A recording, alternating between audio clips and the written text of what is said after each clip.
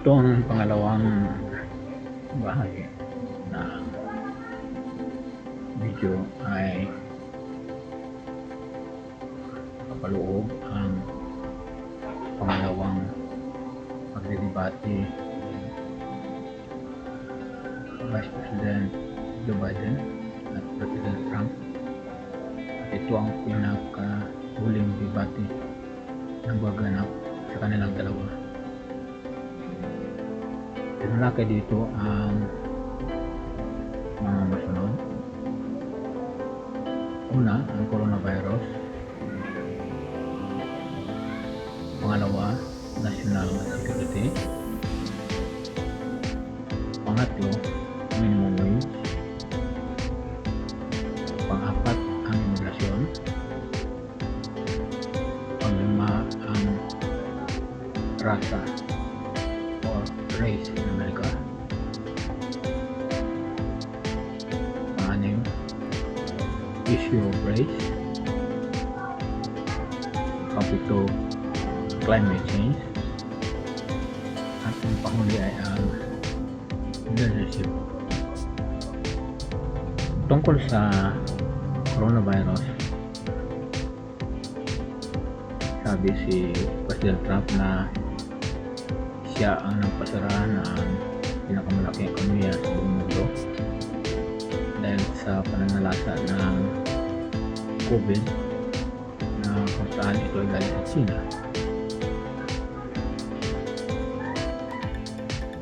Sagot ni Joe Biden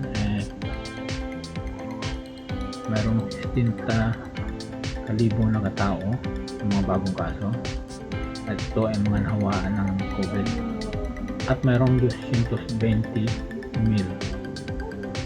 na mga nangamatay na. At para sa kanya, kung sino ang responsable, lahat tao na hindi kapagpigil sa paglaganap ng ganitong pandemya ay dapat hindi manatiling presidente ng Estados Unidos.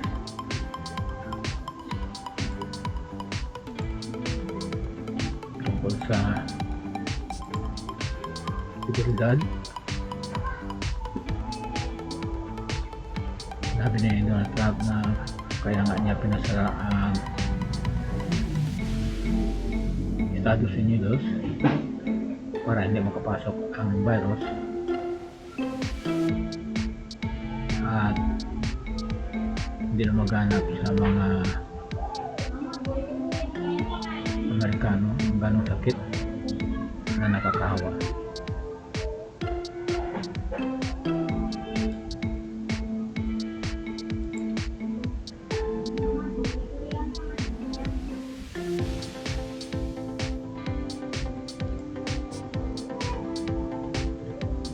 Sa topiko na seguridad ng eleksyon, sinabi ni Joe Biden na gagawin niya ang lahat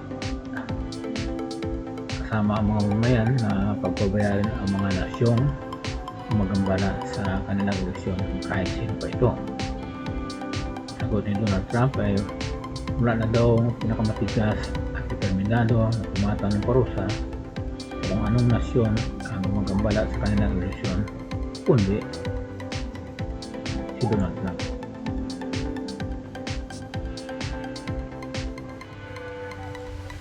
May mga akusasyon na sinabi sa isa't isa, pero ang isang naging tanong ay yung parte sa lahi sa Amerika kung saan mayroong diskriminasyon. Ang tanong, ano ba ang kinatatakutan ng mga magulang patungkol sa rasismo sa Amerika? May malawakang pagdiskriminar ng mga hindi natibo na mga Amerikano. At Biden ay kapag isang tao, isang bata ay tinawag o pinapigil sa pagmaneho, kailangan na yung kanyang kamay ay nasa manibela lang nakikita ng pulis. At baka siya ay magiging biktima ng institutional na rasismo. Pinanggambahan nila ito sa mga kabataan palaging lumabas sa bahay. Kaya pinag-iingat sila ni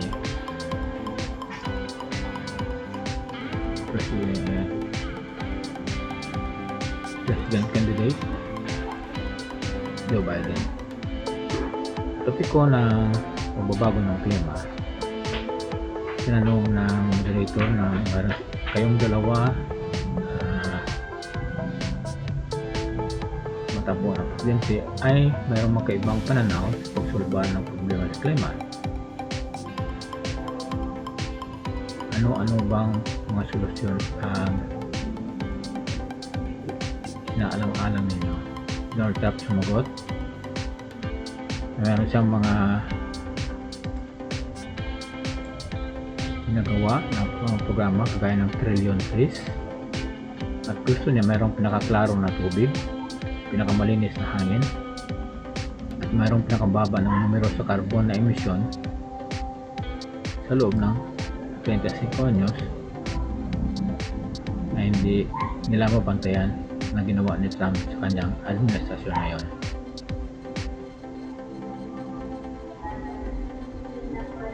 Sabi ni Joe Biden na makakarating na ang Amerika sa punto na wala nang babalikan sa loob ng 8 hanggang 10 taon na lang dahil sa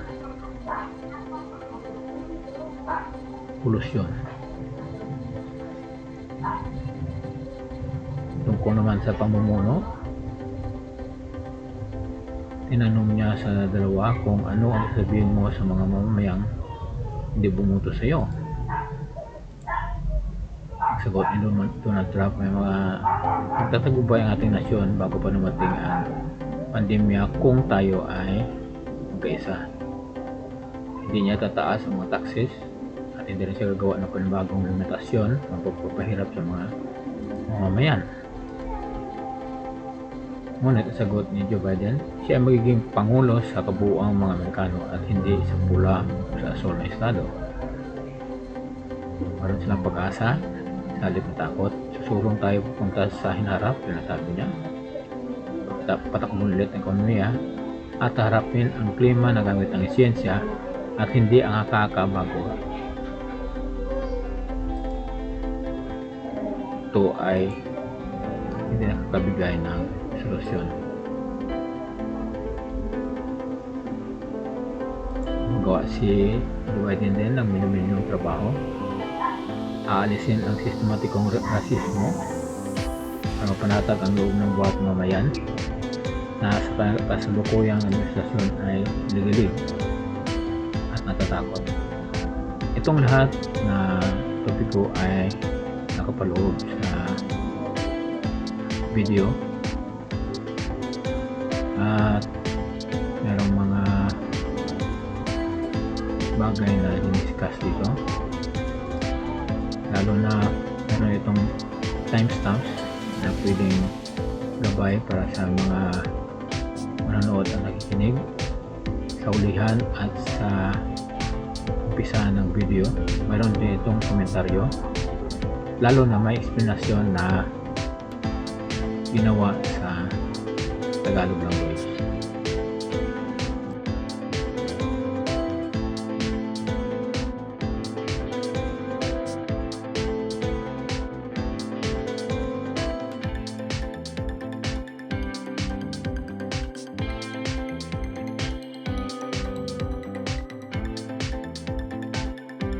I'm Kristen Welker of NBC News, and I welcome you to the final 2020 presidential debate between President Donald J. Trump and former Vice President Joe Biden. Tonight's debate is sponsored by the Commission on Presidential Debates. It is conducted under health and safety protocols designed by the Commission's health security advisor.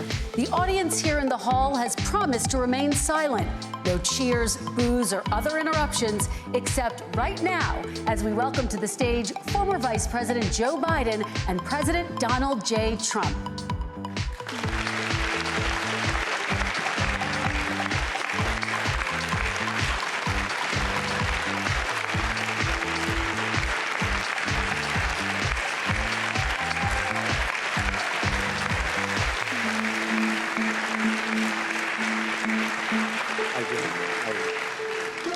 And I do do want to say a very good evening to both of you. This debate will cover 6 major topics.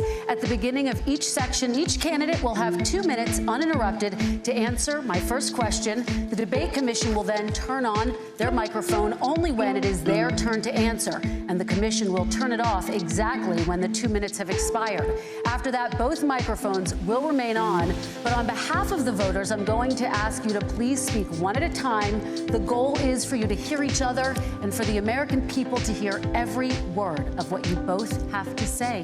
And so with that, if you're ready, let's start. And we will begin with the fight against the coronavirus. President Trump, the first question is for you. The country is heading into a dangerous new phase. More than 40,000 Americans are in the hospital tonight with COVID, including record numbers here in Tennessee. And since the two of you last shared a stage, 16,000 Americans have died from COVID. So please be specific. How would you lead the country during this next stage of the coronavirus crisis? 2 minutes, uninterrupted. So, as you know, 2.2 million people modeled out were expected to die. We closed up the greatest economy in the world in order to fight this horrible disease that came from China. It's a worldwide pandemic. It's all over the world. You see the spikes in Europe and many other places right now. If you notice, the mortality rate is down 85%. The excess mortality rate is way down and much lower than almost any other country. And we're fighting it, and we're fighting it hard. There is a spike. There was a spike in Florida, and it's now gone. There was a very big spike in Texas. It's now gone. There was a very big spike in Arizona. It's now gone. And there are some spikes and surges in other places. They will soon be gone. We have a vaccine that's coming. It's ready. It's going to be announced within weeks, and it's going to be delivered. We have Operation Warp Speed, which is the military is going to distribute the vaccine. I can tell you from personal experience that I was in the hospital, I had it, and I got better, and I will tell you that I had something that they gave me, a therapeutic, I guess they would call it. Some people could say it was a cure, but I was in for a short period of time, and I got better very fast, or I wouldn't be here tonight. And now they say I'm immune, whether it's 4 months or a lifetime. Nobody's been able to say that, but I'm immune. More and more people are getting better. We have a problem that's a worldwide problem. This is a worldwide problem. But I've been congratulated by the heads of many countries on what we've been able to do. If you take a look at what we've done in terms of goggles and masks and gowns and everything else, and in particular ventilators, we're now making ventilators all over the world, thousands and thousands a month, distributing them all over the world. It will go away, and as I say, we're rounding the turn, we're rounding the corner. It's going away. Okay, former Vice President Biden, to you, how would you lead the country out of this crisis? You have 2 minutes uninterrupted. 220,000 Americans dead. If you hear nothing else I say tonight, hear this. Anyone who's responsible for not taking control, in fact, not saying I take no responsibility initially. Anyone who's responsible for that many deaths should not remain as President of the United States of America. We're in a situation where there are 1,000 deaths a day now, 1,000 deaths a day, and there are over 70,000 new cases per day. Compared to what's going on in Europe, as the New England Medical Journal said, they're starting from a very low rate. We're starting from a very high rate. The expectation is we'll have another 200,000 Americans dead between now and the end of the year. If we just wore these masks, the president's own advisors have told him, we could save 100,000 lives. And we're in a circumstance where the president thus far and still has no plan, no comprehensive plan. What I would do is make sure we have everyone encouraged to wear a mask all the time. I would make sure we move in the direction of rapid testing, investing in rapid testing. I would make sure that we set up national standards as to how to open up schools and open up businesses so they can be safe and give them the wherewithal, the financial resources to be able to do that. We're in a situation now where the New England Medical Journal, one of the most serious journals in the whole world, said for the first time ever that the way this president has responded to this crisis has been absolutely tragic. And so, folks, I will take care of this. I will end this. I will make sure we have a plan. President Trump, I'd like to follow up with you in your comments. You talked about taking a therapeutic. I assume you're referencing Regeneron. You also said a vaccine will be coming within weeks. Yes. Is that a guarantee? No, it's not a guarantee, but it will be by the end of the year. But I think it has a good chance. There are two companies, I think, within a matter of weeks, and it will be distributed very quickly. Can you tell us which companies? Johnson & Johnson is doing very well. Moderna is doing very well. Pfizer is doing very well. And we have numerous others. Then we also have others that we're working on very closely with other countries, in particular Europe. Let me follow up with you, and because this is new information, you have said a vaccine is coming soon, within weeks now. Your own officials say it could take well into 2021 at the earliest for enough Americans to get vaccinated. And even then, they say the country will be wearing masks and distancing into 2022. Is your timeline realistic? No, I think my timeline is going to be more accurate. I don't know that they're counting on the military the way I do, but we have our generals lined up, one in particular that's the head of logistics, and this is a very easy distribution for him. He's ready to go as soon as we have the vaccine, and we expect to have 100 million vials. As soon as we have the vaccine, he's ready to go. Vice President Biden, your reaction, and just 40% of Americans say they would definitely agree to take a coronavirus vaccine if it was approved by the government. What steps would you take to give Americans confidence in a vaccine if it were approved? Make sure it's totally transparent. Have the scientists of the world see it, know it, look at it, go through all the processes. And by the way, this is the same fellow who told you this is going to end by Easter last time. This is the same fellow who told you that, don't worry, we're going to end this by the summer. We're about to go into a dark winter, and he has no clear plan, and there's no prospect that there's going to be a vaccine available for the majority of the American people before the middle of next year. President Trump, your reaction, he says you have no plan. I don't think we're going to have a dark winter at all. We're opening up our country. We've learned and studied and understand the disease, which we didn't at the beginning. When I closed and banned China from coming in heavily infected, and then ultimately Europe, but China was in January. Months later, he was saying I was xenophobic. I did it too soon. Now he's saying, oh, I should have, moved quicker. But he didn't move quicker. He was months behind me, many months behind me. And frankly, he ran the H1N1 swine flu, and it was a total disaster, far less lethal, but it was a total disaster. Had that had this kind of numbers, 700,000 people would be dead right now, but it was a far less lethal disease. Look, his own person who ran that for him, who, as you know, was his chief of staff, said it was catastrophic. It was horrible. We didn't know what we were doing. Now he comes up and he tells us how to do this. Also, everything that he said about the way every single move that he said we should make, that's what we've done. We've done all of it. But he was way behind us. Vice President Biden, your response. My response is he is xenophobic, but not because he shut down access from China. And he did it late after 40 countries had already done that. In addition to that, what he did, he made sure that we had 44 people that were in there in China trying to get to Wuhan to determine what exactly the source was. What did the president say in January? He said, no, he said, he's being transparent. The president of China is being transparent. We owe him a debt of gratitude. We have to thank him.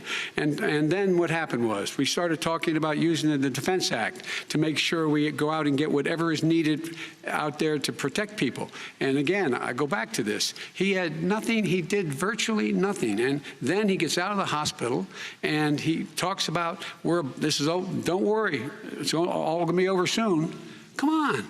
There's not another serious scientist in the world who thinks it's going to be over soon. President Trump, your reaction? I say over soon. I say we're learning to live with it. We have no choice. We can't lock ourselves up in a basement like Joe does. He has the ability to lock himself up. I don't know. He's obviously made a lot of money someplace, but he has this thing about living in a basement. People can't do that. By the way, I, as the president, couldn't do that. I'd love to put myself in the basement or in a beautiful room in the White House and go away for a year and a half until it disappears.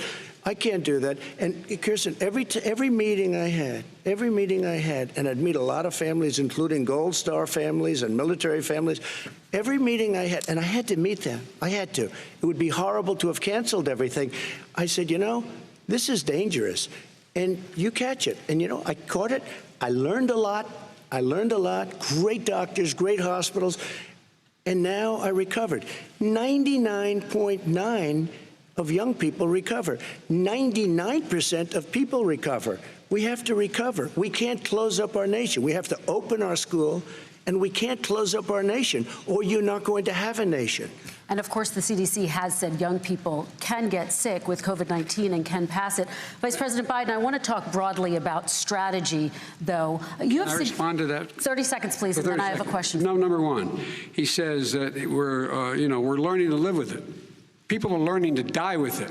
You folks home will have an empty chair at the kitchen table this morning. That man or wife going to bed tonight and reaching over to try to touch their, out of habit, where their wife or husband was, is gone. Learning to live with it. Come on. We're dying with it because he has never said, you said it's dangerous. When's the last time? Is it really dangerous still? Are we dangerous? You tell the people it's dangerous now, and what should they do about the danger? And you say, I take no responsibility. Let me talk about your two. Excuse me, I take full responsibility. It's not my fault that it came here. It's China's fault. And you know what? It's not Joe's fault that it came here either. It's China's fault. They kept it from going into the rest of China for the most part, but they didn't keep it from coming out to the world, including Europe and ourselves. Vice President Biden. The fact is that when we knew it was coming, when it hit, what happened? What did the president say? He said, don't worry, it's going to go away. Be gone by Easter. Don't worry. The warm weather. Don't worry. Maybe inject bleach. He said he was kidding when he said that, but a lot of people thought it was serious.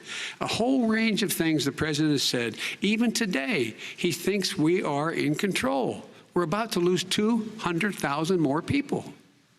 President Trump. Look, perhaps just to finish this, I was kidding on that, but just to finish this, when I closed, he said I shouldn't have closed. And that went on for months. Nancy Pelosi said the same thing. She was dancing on the streets in Chinatown in San Francisco. But when I closed, he said, this is a terrible thing, you're xenophobic. I think he called me racist even, and because I was closing it to China. Now he says I should have closed it earlier. It just, Joe, it doesn't work. I didn't say either of those things. You certainly did. You certainly did.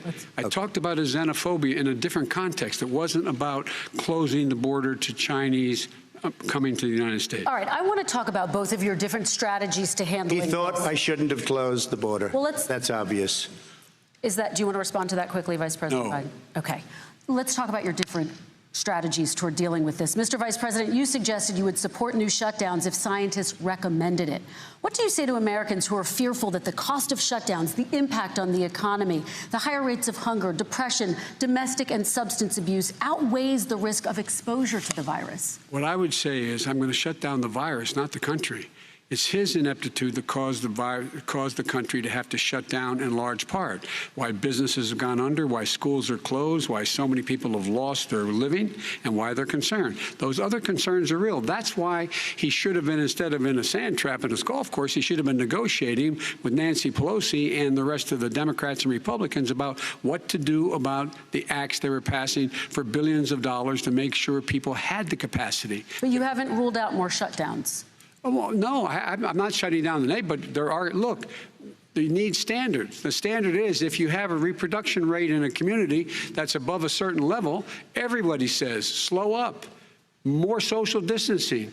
Do not open bars and do not open gymnasiums. Do not open until you get this under control, under more control. But when you do open, give the people the capacity to be able to open and have the capacity to do it safely. For example, schools. Schools, they need a lot of money to open. They need to deal with ventilation systems. They need to deal with smaller classes, more teachers, more pods. And he's refused to support that money, or at least up to now. Let's talk about schools. President Trump, I think we have to respond, if I might. Please, and then I have a follow-up. Thank you, and I appreciate that. Look, all he does is talk about shutdowns, but forget about him. His Democrat governors, Cuomo in New York, you look at what's going on in California, you look at Pennsylvania, North Carolina, Democrats all, they're shut down so tight, and they're dying. They're dying. And he supports all these people. All he talks about is shutdowns. No, we're not going to shut down, and we have to open our schools. And it's like, as an example, I have a young son. He also tested positive. By the time I spoke to the doctor the second time, he was fine. It just went away. Young people. I guess it's their immune system. Let me follow up with you, President Trump. You've demanded schools open in person and insist they can do it safely. But just yesterday, Boston became the latest city to move its public school system entirely online after a coronavirus spike. What is your message to parents who worry that sending their children to school will endanger not only their kids, but also their teachers and families? I want to open the schools. The transmittal rate to the teachers is very small, but I want to open the schools. We have to open our country. We're not going to have a country. You can't do this. We can't keep this country closed. This is a massive country with a massive economy. People are losing their jobs. They're committing suicide. There's depression, alcohol, drugs at a level that nobody's ever seen before. There's abuse, tremendous abuse. We have to open our country. You know, I've said it often, the cure cannot be worse than the problem itself. And that's what's happening. And he wants to close down, he'll close down the country if one person in our massive bureaucracy says we should close it down. Vice President Biden, your response. Simply not true. We ought to be able to walk and chew gum at the same time. We ought to be able to safely open, but when they need resources to open. You need to be able to, for example, if you're going to open a business, have social distancing within the business. You need to have, if you have a restaurant, you need to have plexiglass dividers so people cannot infect one another. You need to be in a position where you can take testing rapidly and know whether a person is in fact infected. You need to be able to trace. You need to be able to provide all the resources that are needed to do this. And that is not inconsistent with saying that what we're going to make sure that we open safely. And by the way, all you teachers out there, not that many of you are going to die, so don't worry about it. So don't worry about it. Come on. President Trump, let me follow up with you quickly. By the way, I will say this. If you go and look at what's happened to New York, it's a ghost town. It's a ghost town. And when you talk about plexiglass, these are restaurants that are dying. These are businesses with no money. Putting up plexiglass is unbelievably expensive, and it's not the answer. I mean, you're going to sit there in a cubicle wrapped around with plastic. These are businesses that are dying, Joe. You can't do that to people. You just can't. Take a look at New York and what's happened to my wonderful city for so many years. I loved it. It was vibrant. It's dying. Everyone's leaving New York. Take a look at what New York has done in terms of turning the curve down in terms of the number of people dying. And I don't look at this in terms of the way he does. Blue states and red states. They're all the United States. And look at the states that are having such a spike in the coronavirus. They're the red states. They're the states in the Midwest. They're the states in the upper Midwest. That's where the spike is occurring significantly. But they're all Americans. They're all Americans. And what we have to do is say, wear these masks, number one. Make sure we get the help that the businesses need that has money's already been passed to do that. It's been out there since the beginning of the summer, and nothing's happened. President, New York has lost more than 40,000 people, 11,000 people in nursing homes. President Trump, what about— When you say spike, take a look at what's happening in Pennsylvania, where they've had it closed. Take a look at what's happening with your friend in Michigan, where her husband's the only one allowed to do anything. It's been like a prison. Now it was just ruled unconstitutional. Take a look at North Carolina. They're having spikes, and they've been closed, and they're getting killed financially. We can't let that happen, Joe. You can't let that happen. We have to open up. And we understand the disease. We have to protect our seniors. We have to protect our elderly. We have to protect especially our seniors with heart problems and diabetes problems. And we will protect them. We have the best testing in the world by far. That's why we have so many cases. Let me follow up with you before we move on to our next section. President Trump, this week you called Dr. Anthony Fauci, the nation's best-known infectious disease expert, quote, a disaster. You described him and other medical experts as, quote, idiots. If you're not listening to them, who are you listening to? I'm listening to all of them, including Anthony. I get along very well with Anthony. But he did say, don't wear masks. He did say, as you know, this is not going to be a problem. I think he's a Democrat, but that's okay. He said this is not going to be a problem. We are not going to have a problem at all. When Joe says that, I said, Anthony Fauci said, and others, and many others, and I'm not knocking him a lot. Nobody knew. Look, nobody knew what this thing was. Nobody knew where it was coming from, what it was. We've learned a lot. But Anthony said, don't wear masks. Now he wants to wear masks. Anthony also said, if you look back, exact words, here's his exact words, this is no problem. This is going to go away soon. So he's allowed to make mistakes. He happens to be a good person. Vice President Biden, your response quickly, and then we're going to move on to the next section. My response is that think about what the president knew in January and didn't tell the American people. He was told this was a serious virus that spread in the air, and it was much worse than the flu. He went on record and said to one of your colleagues, recorded, that in fact he knew how dangerous it was, but he didn't want to tell us. He didn't want to tell us because he didn't want us to panic. He didn't want us. Americans don't panic. He panicked. But guess what? In the meantime, we find out in the New York Times the other day that, in fact, his folks went to Wall Street and said this is a really dangerous thing. And a memo out of that meeting, not from his administration, but from some of the brokers, said sell short because we got to get moving. It's a dangerous problem. Well, this is I'm going to give you 30 seconds to respond, and then we're going to move on. I don't know. Somebody went to Wall Street. You're the one that takes all the money from Wall Street. I don't take it. You have raised a lot of money, tremendous amounts of money.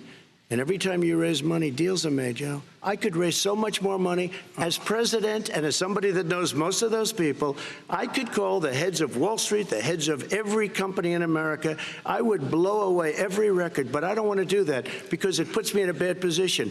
And then you bring up Wall Street. You shouldn't be bringing up Wall Street because you're the one that takes the money from Wall Street, not me. I could blow away your records that, like you wouldn't believe. We don't need money. We have plenty of money. In fact, we beat Hillary Clinton with a tiny fraction of the money that she was able to. All right, gentlemen, we're going to move on. Average contribution, $43. All right, we're going to move on to our next section, which is national security.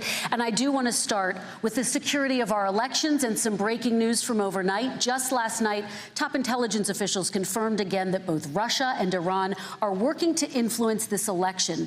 Both countries have obtained U.S. voter registration information, these officials say, and Iran sent intimidating messages to Florida voters. This question goes to you, Mr. Vice President. What would you do to put an end to this threat? You have 2 minutes uninterrupted. I made it clear, and I ask everyone else to take the pledge. I made it clear that any country, no matter who it is, that interferes in American elections will pay a price. They will pay a price. And it's been overwhelmingly clear this election, I won't even get into the last one, this election, that Russia has been involved, China has been involved to some degree, and now we learn that Iran is involved. They will pay a price if I'm elected. They're interfering with American sovereignty. That's what's going on right now. They're interfering with American sovereignty. And to the best of my knowledge, I don't think the president said anything to Putin about it. I don't think he's talked with them a lot. I don't think he said a word. I don't know why he hadn't said a word to Putin about it. And I don't know what he has recently said, if anything, to the Iranians. My guess is he'd probably be more outspoken with regard to the Iranians. But the point is this, folks. We are in a situation where we have foreign countries trying to interfere in the outcome of our election. His own national security advisor told him that what is happening with his buddy, I will. His buddy, Rudy Giuliani, he's being used as a Russian pawn. He's being fed information that is Russian, that is not true. And then what happens? Nothing happens. And then you find out that everything that's going on here about Russia is wanting to make sure that I do not get elected the next president of the United States because they know I know them and they know me. I don't understand why this president is unwilling to take on Putin when he's actually paying bounties to kill American soldiers in Afghanistan, when he's engaged in activities that are trying to destabilize all of NATO. I don't know why he doesn't do it, but it's worth asking the question, why isn't that being done? Any country that interferes with us will, in fact, pay a price because they're affecting our sovereignty. President Trump, same question to you. Let me ask the question. You're going to have 2 minutes to respond. For 2 elections in a row now, there has been substantial interference from foreign adversaries. What would you do in your next term to put an end to this? 2 minutes uninterrupted. Well, let me respond to the first part, as Joe answered. Joe got $3.5 million from Russia, and it came through Putin because he was very friendly with the former mayor of Moscow, and it was the mayor of Moscow's wife, and you got $3.5 million. Your family got $3.5 million, and, you know, someday you're going to have to explain, why did you get $3.5? I never got any money from Russia. I don't get money from Russia. Now, about your thing last night, I knew all about that, and through John Ratcliffe, who is fantastic, DNI, he said the one thing that's common to both of them, they both want you to lose, because there has been nobody tougher to Russia. Between the sanctions, nobody tougher than me on Russia. Between the sanctions, between all of what I've done with NATO, I've got the NATO countries to put up an extra $130 billion, going to $420 billion a year. That's to guard against Russia. I sold, while he was selling pillows and sheets, I sold tank busters to Ukraine. There has been nobody tougher on Russia than Donald Trump.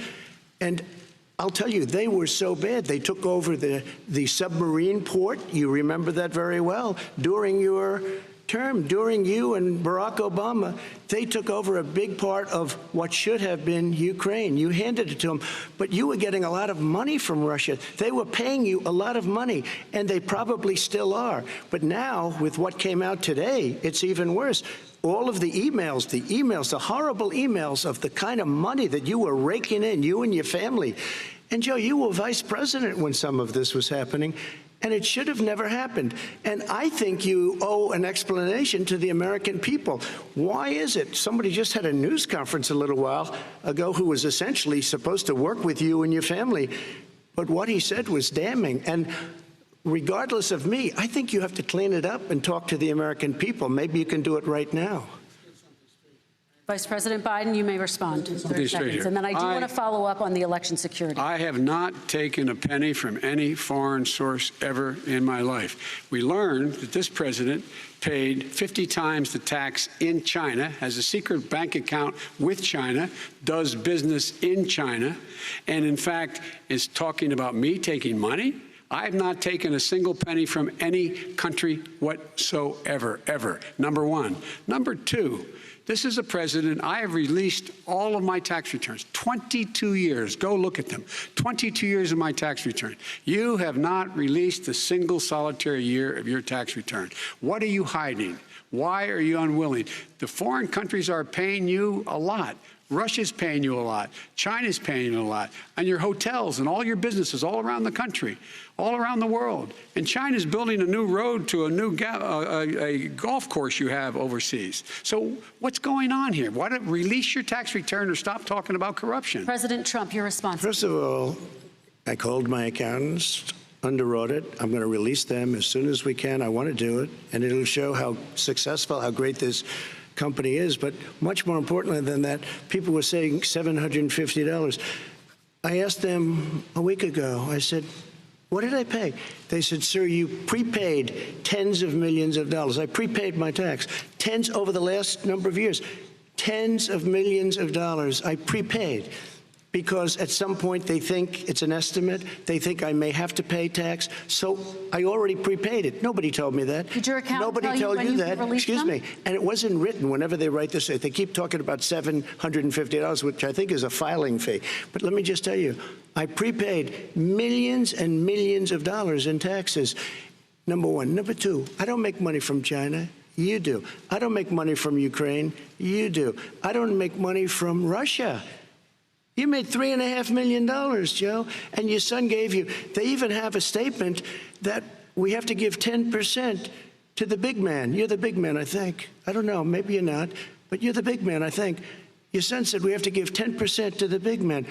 Joe, what's that all about? It's terrible. All right, gentlemen, I want to ask you both some questions about all of this, but I'm going to let you both respond very quickly. You just said you spoke to your accountant about potentially releasing your taxes. Did he tell you when you can release them? Do you have a deadline for when you're going to release them? I get treated worse than the Tea Party got treated. Because I have a lot of people in there, deep down in the IRS, they treat me horribly. We made a deal, it was all settled until I decide to run for president. I get treated very badly by the IRS, very unfairly. But we had a deal all done. As soon as we're completed with the deal, I want to release it. But I have paid millions and millions of dollars, and it's worse than paying. I paid in advance. It's called prepaying your taxes. I paid in advance. I want to ask you both about questions regarding your potential foreign entanglements and questions that have been raised to give you both a chance to talk about this more broadly. Respond very quickly, and then I'll get to my question. Why did he's been saying this for 4 years? Show us. Just show us. Stop playing around. You've been saying for 4 years you're going to reduce your taxes. Nobody knows it, Mr. President. What they do know is you're not paying your taxes, or you're paying taxes that are so low. When last time he said what he paid, he said, I only pay that little because I'm smart. I know how to game the system. Come on, folks. So, President Trump, and then I want to get to two questions to both of you Sure. on this. I was put through a phony witch hunt for 3 years. It started before I even got elected. They spied on my campaign. No president should ever have to go through what I went through. Let me just say this. Mueller and 18 angry Democrats and FBI agents all over the place spent $48 million. They went through everything I had, including my tax returns, and they found absolutely no collusion and nothing wrong. $48 million. I guarantee you, if I spent $1 million on you, Joe, I could find plenty wrong, because the kind of things that you've done and the kind of monies that your family has taken. I mean, your brother made money in Iraq, millions of dollars. Your other brother made a fortune, and it's all through you, Joe. And they say you get some of it, and you do live very well. You have houses all over the place. You live very well. All right, gentlemen, let me just ask some questions about all of this broadly. Vice President Biden, there have been questions about the work your son has done in China and for a Ukrainian energy company when you were vice president. In retrospect, was anything about those relationships inappropriate or unethical? Nothing was unethical. Here's what the deal. With regard to Ukraine, we had this whole question about whether or not, because he was on the board, I later learned of a Burisma, a company, that somehow I had done something wrong. Yet every single solitary person, when he was going through his impeachment, testifying under oath who worked for him, said, I did my job impeccably. I carried out U.S. policy. Not one single solitary thing was out of line. Not a single thing, number one. Number two, the guy who got in trouble in Ukraine was this guy trying to bribe the Ukrainian government to say something negative about me, which they would not do and did not do, because it never, ever, ever happened. My son has not made money in terms of this thing about, what are you talking about, China. I have not had, the only guy made money from China is this guy. He's the only one. Nobody else has made money from China.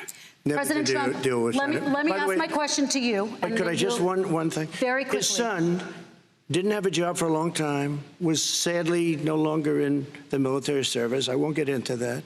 And he didn't have a job. As soon as he became vice president, Burisma, not the best reputation in the world. I hear they paid him $183,000 a month. Listen to this. $183, and they gave him a $3 million upfront payment. All right. And he had no energy. I'm going to let the vice president respond to that quickly, and then I need to get to a question to you. Very quickly. No basis for that. Everybody investigated that. No one said anything he did was wrong in Ukraine. Okay, President Trump, this is for you. Since you took office, you've never divested from your business. You've personally promoted your properties abroad. A report this week, which was referenced, does indicate that your company has a bank account in China. So how can voters know that you don't have any foreign conflicts of interest? I have many bank accounts, and they're all listed, and they're all over the place. I mean, I was a businessman doing business. The bank account you're referring to, which is, everybody knows about it, it's listed. The bank account was in 2013. That's what it was. It was opened it was closed in 2015, I believe. And then I decided, because I was thinking about doing a deal in China like millions of other people. I was thinking about it, and I decided I'm not going to do it. Didn't like it. I decided not to do it. Had an account open, and I closed it. Okay. Excuse me. And then, unlike him, where he's vice president and he does business, I then decided to run for president after that. That was before. So I closed it before I even ran for president, let alone became president. Big difference. He is the vice president of the United States, and his son, his brother, and his other brother are getting rich. They're like a vacuum cleaner. They're sucking up money every place he goes. Thank you. We do need to move on. I do want to ask you, Vice President Biden, about China. Let's talk about China more broadly. There have, of course, President Trump has said that they should pay for not being fully transparent in regards to the coronavirus. If you were president, would you make China pay? And please be specific. What would that look like? What I'd make China do is play by the international rules, not like he has done. He has caused the deficit of China to go up, not down. with China, up, not down. We are making sure that in order to do business in China, you have to give all your intellectual property. You have to have a partner in China. It's 51%. We would not do that at all, number one. Number two, we're in a situation where China would have to play by the rules internationally as well. When I met with Xi, when I was still vice president, he said we're setting up air identification zones in the South China Sea. You can't fly through them. I said we're going to fly through them. We just flew B-52, B-1 bombers through it. We're not going to pay attention. They have to play by the rules. And what's he do? He embraces guys like the thugs like in North Korea and the Chinese president and Putin and others, and he pokes his finger in the eye of all of our friends, all of our allies. We make up we're 25% of the world's economy. We need to be having the rest of our friends with us saying to China, these are the rules. You play by them or you're going to pay the price for not paying by them economically. That's the way I will run it. And that's what we did in upholding steel tariffs and a range of other things when we were president and vice president. All right, let's talk about North Korea. Excuse me, no, I have to respond to that. Okay. Very quickly, and then we're going to move on to North Korea. With $1.5 billion from China to manage after spending 10 minutes in office and being in Air Force Two, number one. Number two, there's a very strong email talking about your family wanting to make $10 million a year for introductions. President Trump, on China policy, though, what specifically are you going to do? What specifically are you going to do to make China pay? You've said you're going to make them pay. China is paying. They're paying billions and billions of dollars. I just gave $28 billion. New sanctions? I just gave $28 billion to our farmers. Taxpayers' money. It's what? Taxpayers' money. Didn't come from China. You know the taxpayer is, it's called China.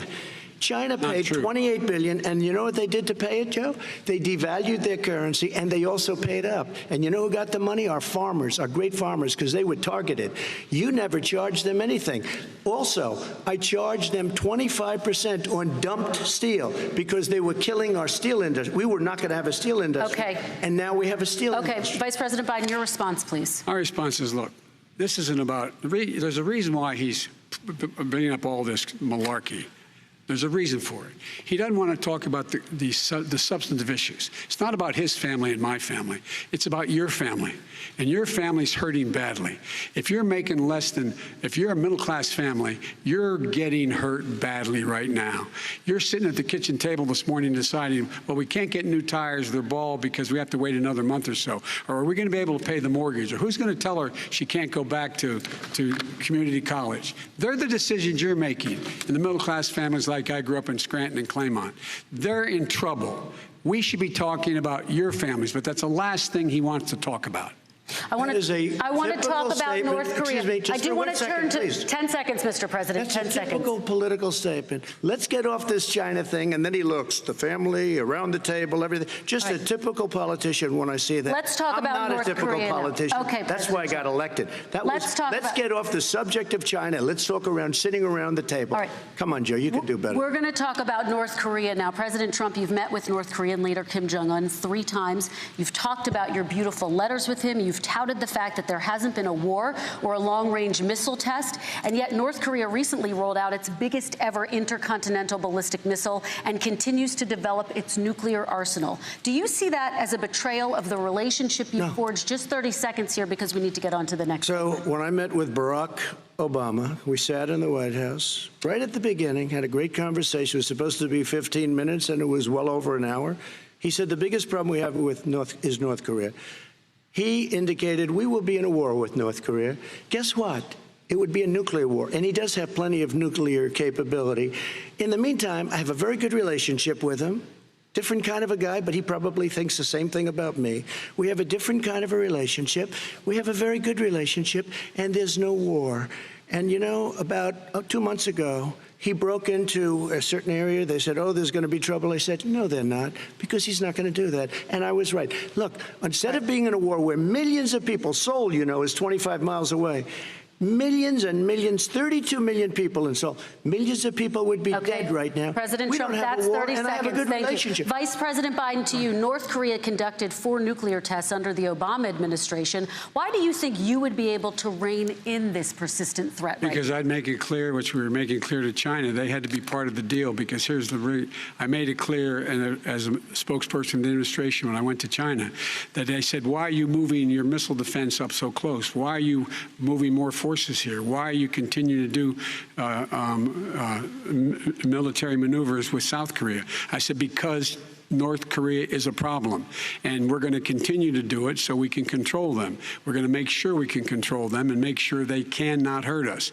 And so if you want to do something about it, step up and help. If not, it's going to continue. What has he done? He's legitimized North Korea. He's talked about his good buddy, who's a thug, and he talks about how we're better off. And they have much more capable missiles, able to reach U.S. territory much more easily than ever did before. Let me follow up with you, Vice President Biden. You've said you wouldn't meet with Kim Jong-un without preconditions. Are there any conditions under which you would meet with him? On the condition that he would agree that he would be drawing down his nuclear capacity to get the Korean Peninsula should be a nuclear-free zone. All right, let's move on to American families. They tried Very to quickly, meet with 10 him. seconds, President. They tried to meet with him. He wouldn't do it. He didn't like Obama. He didn't like him. He wouldn't do it. Okay, I got to give him a chance to respond to that before we move on. And that's okay. You know what, North Korea, we're not in a war. We have a good relationship. You know, people don't understand. Having a good relationship with leaders of other countries is a good thing. We have a lot of questions to get to. Your Like response. saying we had a good relationship with Hitler before he, in fact, invaded Europe, the rest of Europe. Come on. The reason he would not meet with President Obama is because President Obama said, we're going to talk about denuclearization. We're not going to legitimize you, and we're going to continue to put stronger and stronger sanctions on you. That's why he wouldn't meet with us.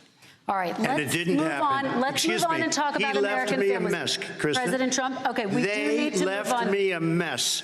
North Korea was a mess. And in fact, if you remember the first 2 or 3 months, there was a very dangerous period in my first 3 months before we sort of worked things out a little bit. Okay. There was a they left us a mess. And Obama would be, I think, the first to say it was the single biggest problem he thought that our country had. Okay, let's move on to American families and the economy. One of the issues that's most important to them is health care, as you both know. Today, there was a key vote on a new Supreme Court justice, Amy Coney Barrett, and health care is at the center of her confirmation fight. Over 20 million Americans get their health insurance through the Affordable Care Act. It's headed to the Supreme Court, and your administration, Mr. President, is advocating for the court to overturn it. If the Supreme Court does overturn that law, those 20 million Americans could lose their health insurance almost overnight. So what would you do if those people have their health insurance taken away? You have 2 minutes uninterrupted. Sure. First of all, I've already done something that nobody thought was possible. Through the legislature, I terminated the individual mandate. That is the worst part of Obamacare, as we call it. The individual mandate where you have to pay a fortune for the privilege of not having to pay for bad health insurance. I terminated. It's gone. Now it's in court because Obamacare is no good. But then I made a decision. Run it as well as you can to my people, great people. Run it as well as you can. I could have gone the other route and made everybody very unhappy. They ran it. Premiums are down. Everything's down. Here's the problem. No matter how well you run it, it's no good. What we'd like to do is terminate it. We have the individual mandate done. I don't know that it's going to work. If we don't win, we will have to run it, and we'll have Obamacare, but it'll be better run. But it no longer is Obamacare, because without the individual mandate, it's much different. Pre-existing conditions will always stay. What I would like to do is a much better health care, much better, will always protect people with pre-existing. So I'd like to terminate Obamacare, come up with a brand new, beautiful health care. The Democrats will do it because there'll be tremendous pressure on them, and we might even have the House by that time, and I think we're going to win the House, okay? And you'll see, but I think we're going to win the House. But come up with a better health care, always protecting people with pre-existing conditions. And one thing very important, we have 180 million people out there that have great private health care, far more than we're talking about with Obamacare. Joe Biden is going to terminate all of those policies. These are people that love their health care, people that have been successful, middle-income people, been successful. They have 180 million plans, 180 million people, families, under what he wants to do, which will basically be socialized medicine. He won't even have a choice. They want to terminate 180 million plans. We have done an incredible job on health care, and we're going to do even better. Okay, Vice President Biden, yes, this is for you. Your health care plan calls for building on Obamacare. So my question is, what is your plan if the law is ruled unconstitutional by the Supreme Court? You have 2 minutes uninterrupted. What I'm going to do is pass Obamacare with a public option. It'll become Biden care. The public option is an option that says that if you, in fact, do not have the wherewithal to be, if you qualify for Medicaid and you do not have the wherewithal in your state to get Medicaid, you automatically are enrolled, providing competition for insurance companies. That's what's going to happen. Secondly, we're going to make sure we reduce the premiums and reduce drug prices by making sure that there's competition that doesn't exist now by allowing the Medicare to negotiate drug prices with the insurance companies. Thirdly, the idea that I want to eliminate private insurance, the reason why I had such a fight with 20 candidates for the nomination was I support private insurance. That's why I didn't, not one single person with private insurance would lose their insurance under my plan, nor did they under Obamacare. They did not lose their insurance unless they chose they wanted to go to something else. Lastly, we're going to make sure we're in a situation that we actually protect pre-existing. There's no way he can protect pre-existing conditions. None, zero. You can't do it in the ether. He's been talking about this for a long time. He's never come up with a plan. I guess we're going to get the pre-existing condition plan the same time we get the infrastructure plan that we've been waiting since 17, 18, 19, and 20. The fact, I still have a few more minutes. I know you're getting anxious. The fact is that he's already cost the American people, because of his terrible handling of the COVID virus and the economic spillover, 10 million people have lost their private insurance. And he wants to take away 22 million more people who have it under Obamacare, and over 110 million people with pre-existing conditions, and all the people from COVID are going to have pre-existing conditions. What are they going to do? I have a follow-up for you, Vice President Biden. It relates to something that President Trump said. He's accusing you of wanting socialized medicine. What do you say to people who have concerns that your health care plan, which includes a government insurance option, takes the country one step closer to a health care system run entirely by the government? What's your response to it's ridiculous. It's like saying that, you know, the idea that the fact that there's a public option that people can choose, that makes it a socialist plan. Look, the difference between the president, I think health care is not a privilege, it's a right. Everyone should have the right to have affordable health care. And I am very proud of my plan. It's gotten endorsed by all the major labor unions, as well as a whole range of other people who, in fact, are concerned in the medical field. This is something that's going to save people's lives, and this is going to give some people an opportunity to have health care for their children. How many of you home are worried and rolling around in bed tonight wondering what in God's name you're going to do if you get sick because you've lost your home insurance, your health insurance, your company's gone under? We have to provide health insurance for people at an affordable rate, and that's what I do. President Trump, excuse me, he was there for 47 years. He didn't do it. He was now there as vice president for 8 years, and it's not like it was 25 years ago. It was 3 3/4. It was just a little while ago, right? Less than 4 years ago. He didn't do anything. He didn't do it. He wants socialized medicine, and it's not that he wants it. His vice president, I mean, she is more liberal than Bernie Sanders and wants it even more. Bernie Sanders wants it. The Democrats want it. You're going to have socialized medicine, just like you went with fracking. We're not going to have fracking. We're going to stop fracking. We're going to stop fracking. Then he goes to Pennsylvania after he gets a nomination, where he got very lucky to get it. And he goes to Pennsylvania and he says, oh, we're going to have fracking. And you never asked that question. And by the way, so far, I respect very much the way you're handling this, I have to say. By the way. But somebody should ask the question. You can ask he goes for a year. There will be no fracking. We have a number of topics we're going to get to. That's a big question. We're going to get to It's the same thing with socialized medicine. I have to respond. Vice President, your response, please. My response is people deserve to have affordable health care, period. Period, period, period. And the Biden care proposal will, in fact, provide for that affordable health care, lower premiums. What we're going to do is going to cost some money. It's going to cost over $750 billion over 10 years to do it. And they're going to have lower premiums. You can buy into the better plans, the cheaper plans, lower your premiums, deal with unexpected billing, and have your drug prices drop significantly. He keeps talking about it. He hasn't done a thing for anybody on health care. Not a thing. Kristen, when Very he quickly, says, then I want to talk about when he what's says happening on public Capitol option, Hill. he's talking about socialized medicine and healthcare. When he talks about a public option, he's talking about destroying your Medicare, totally destroyed, and destroying your Social Security. And this whole country will come down. You know, Bernie Sanders tried it in his state. He tried it in his state. His governor was a very liberal governor. They wanted to make it work. Okay, let's let Vice President Biden to work. respond. It doesn't Vice work. President He's Biden, a very your confused response. guy. He thinks he's running against somebody else. He's running against Joe Biden. I beat all those other people because I disagreed with them. Joe Biden he's running against. And the idea that we're in a situation that they're going to destroy Medicare, this is the guy that the actuary at Medicare said, if in fact, at Social Security, if in fact he continues to withhold his plan to withhold the tax on Social Security, Social Security will be bankrupt by 2023. With no way to make up for it. This is the guy who's tried to cut Medicare. So I mean, the idea that Donald Trump is lecturing me on Social Security and Medicare? Come on. He tried to get rid of, he tried to hurt Social Security years ago. Years ago. Go back and look at the records. He tried to hurt Social Security years ago. All right, let's move on. I'm going to move on. Mr. President, I have to move on to the next question. They said the stock market will boom if I'm elected. If he's elected, the stock market will crash. Okay, let's move on to the next question very quickly. Look, the idea that the stock market is booming is his only measure of what's happening.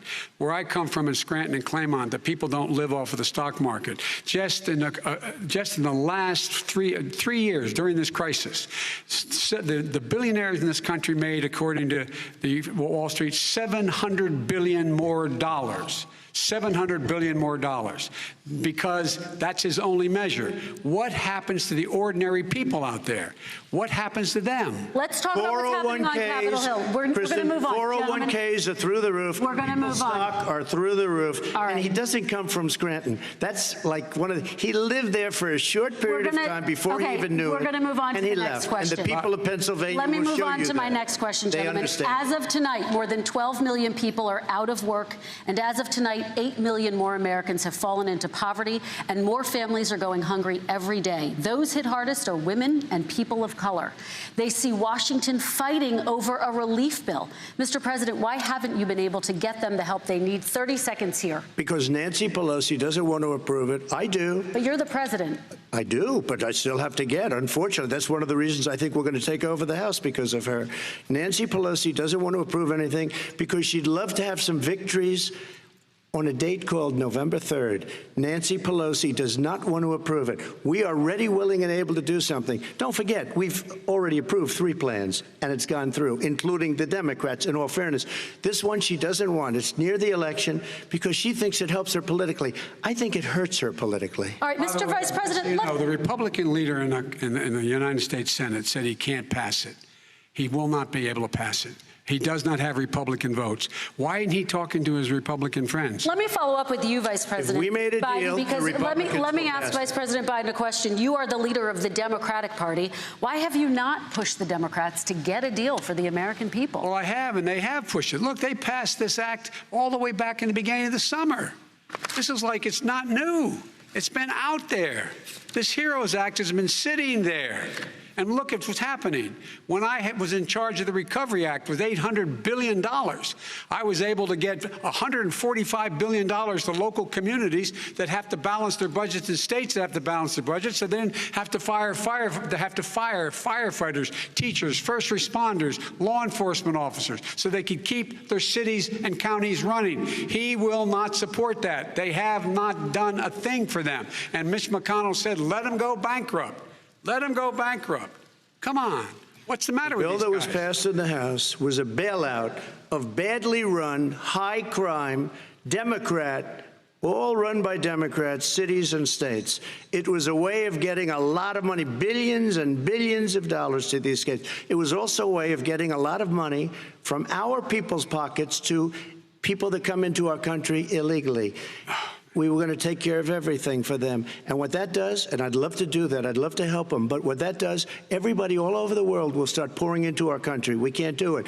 This was a way of taking care of them. This was a way of spending on things that had nothing to do with COVID, as per your question. But it was really a big bailout for badly run Democrat cities and states. All right, If I get elected, I'm running as a proud Democrat, but I'm going to be an American president. I don't see red states and blue states. What I see is American, United States. And folks, every single state out there finds themselves in trouble. They're going to start laying off, whether they're red or blue, cops, firefighters, first responders, because teachers, because they have to balance their budget. And the founders were smart. They allowed the federal government to deficit spend to compensate for the United States of America. I want to talk about the minimum wage, gentlemen. Mr. Vice President, we are talking a lot about struggling small businesses and business owners these days. Do you think this is the right time to ask them to raise the minimum wage? You, of course, support a $15 federal minimum wage. I do, because I think one of the things we're going to have to do is we're going to have to bail them out, too. We should be bailing them out now, those small businesses. You got 1 in 6 of them going under. They're not going to be able to make it back. They passed a package that allows us to be able to call PPP. Money is supposed to go to help them do everything from organize how they can deal with their businesses being open safely. Schools, how they can make classrooms smaller, how they can hire more teachers, how they can put ventilation systems in. They need the help. The businesses as well as the schools need the help, but these guys will not help them. Is not giving them any of the money. We are going to move on to immigration, one thing very but I quickly, want to get your we have reaction. to help our small businesses by raising the minimum wage. That's not helping. I think it should be a state option. Alabama is different than New York. New York is different from Vermont. Every state is different. It should be a state option. You said very recently. We have to help. It's very important. We have to help our small businesses. How are you helping your small businesses when you're forcing wages? What's going to happen, and what's been proven to happen, is when you do that, these small businesses fire many of their employees. You said very recently you would consider raising the federal minimum wage to $15 an hour. You said recently you would consider raising the federal minimum wage to $15 an hour. Is that still the case? And I would consider it to an extent, but in what I really like, in a second administration, but not to a level that's going to put all these businesses out of business. It should be a state option. Look, I've lived in different places. I know different places. They're all different. Some places, $15 is not so bad. In other places, other states, $15 would be President ruinous. Trump, thank you. Quick response, Vice President Biden. 2 jobs, 1 job, be below poverty. People are making $6, $7, $8 an hour. These first responders, we all clap for as they come down the street because they've allowed us to make it. What's happening? They deserve a minimum wage of $15. Anything below that puts you below the poverty level. And there is no evidence that when you raise the minimum wage, businesses go out of business. That is simply not true. We're going to talk about immigration. We're going to talk about immigration now, gentlemen, and we're going to talk about families within this context. Mr. President, your administration separated children from their parents at the border, at least 4,000 kids. You've since reversed your zero-tolerance policy, but the United States can't locate the parents of more than 500 children. So how will these families ever be reunited? Children are brought here by coyotes and lots of bad people, cartels, and they're brought here, and they used to use them to get into our country. We now have as strong a border as we've ever had. We're over 400 miles of brand new wall. You see the numbers, and we let people in, but they have to come in legally, and they come in through merit. But how will you reunite these kids with their families, let me just tell you, Mr. President? They built cages. You know, they used to say, I built the cages, and then they had a picture in a certain newspaper, and it was a picture of these horrible cages, and they said, look at these cages. President Trump built them, and then it was determined they were built in 2014. That was him. Do you have a plan to reunite the kids? Yes, we're working on it we're trying very hard. But a lot of these kids come out without the parents. They come over through cartels and through coyotes and through gangs. Vice President Biden, let me bring you into this conversation. Quick response and then another question to you. These 500-plus kids came with parents. They separated them at the border to make it a disincentive to come to begin with. Real tough. We're really strong. And guess what? They cannot, it's not coyotes didn't bring them over. Their parents were with them. They got separated from their parents. And it makes us a laughing stock and violates every notion of who we are as a nation. Let me ask you a follow-up Kristen, question. they did it. We changed the policy. Your response they to that? They did it. We changed. Did not They built the cages. Who built the cages, Joe? Let's talk about what Who built the cages, Let's Joe? talk about what we're talking about. What happened? Parents were ripped, their kids were ripped from their arms and separated. And now they cannot find over 500 of sets of those parents, and those kids are alone. Nowhere to go. Nowhere to go. It's criminal. It's criminal. Let me ask Kristen, you about I will say this. They went down. We brought reporters, everything. They are so well taken care of. They're in facilities that were so clean. But some of them haven't been reunited with But just their ask families. one question. Who built the cages? I'd love you to ask him that. Who built the cages? Let me ask about your immigration policy, Mr. Vice President. The Obama administration did fail to deliver immigration reform, which had been a key promise during the administration. It also presided over record deportations as well as family detentions at the border before changing course. So why should voters trust you with an immigration overhaul now? Because it made a mistake. It took too long to get it right. It took too long to get it right. I'll be president of the United States, not vice president of the United States. And the fact is, I've made it very clear.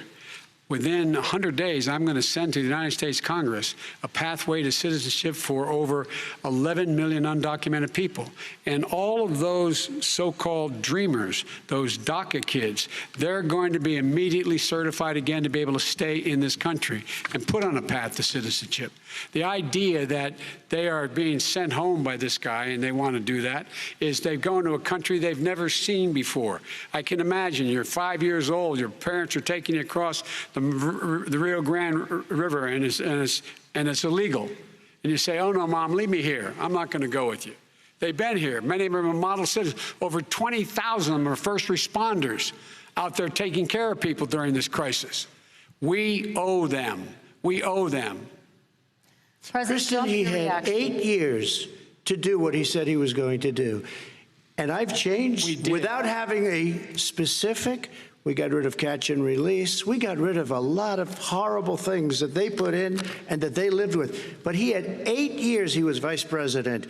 He did nothing except build cages to keep children in. Vice President Biden, your response. The catch and release, you know what he's talking about there? If, in fact, you had a family came across and they were arrested, they, in fact, were given a date to show up for their hearing. They were released. And guess what? They showed up for a hearing. And this is the first president in the history of the United States of America that anybody seeking asylum has to do it in another country. That's never happened before in America. That's never happened before in America. You come to the United States and you make your case that I seek asylum based on the following premise, why I deserve it under American law. They're sitting in squalor on the other side of the river. President Trump, your response, so 30 important. seconds, and then we'll move on. It just shows that he has no understanding of immigration or the laws. Catch and release is a disaster. A murderer would come in, a rapist would come in, a very bad person would come in. We would take their name. We have to release them into our country. And then you say they come back. Less than 1% of the people come back. We have to send ICE out and Border Patrol out to find them. We would say, come back in 2 years, 3 years. We're going to give you a court case. You need Perry Mason. We're going to give you a court case. When you say they come back, they don't come back, Joe. They never come back. Only the really, I hate to say this, but those with the lowest IQ, they might come back. Okay, President Trump, let's give Vice President Biden a chance to respond, and then we're going to move on to the next section. You don't know the law, Joe. Vice President Biden, your response. Know the law. What he's telling you is simply not true. Well, check it out. They don't come back. Check it out. All right, let's move on. But we don't have to worry about it because they terminated it, so we don't have to worry about it. Let's move on to the next and you have section. 525 kids not knowing where in God's name they're going to be and lost their parents. Go ahead. All right. Let's talk about our next section, which is race in America. And I want to talk about the way Black and brown Americans experience race in this country. Part of that experience is something called the talk. It happens regardless of class and income. Parents who feel they have no choice but to prepare their children for the chance that they could be targeted, including by the police, for no reason other than the color of their skin. Mr. Vice President, in the next 2 minutes, I want you to speak directly to these families. Do you understand why these parents fear for their children? I do. I do. You know, my daughter is a social worker, and she's written a lot about this. She has a graduate degree from the University of Pennsylvania in social work.